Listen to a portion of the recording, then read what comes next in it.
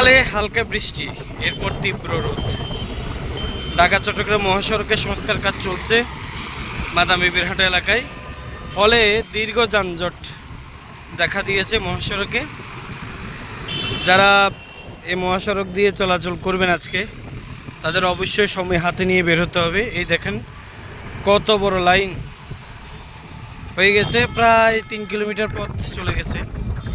এখন উত্তপ্ত গরম, হ্যাঁ, এই গরমের মধ্যে দিয়ে যদি কেউ গরমকে ভেদ করে যদি মহাসড়ক দিয়ে কেউ যাতায়াত করতে চান, অবশ্যই সময় হাতে নিয়ে বের হবেন, পর্যাপ্ত পানি হাতে নিয়ে বের হবেন।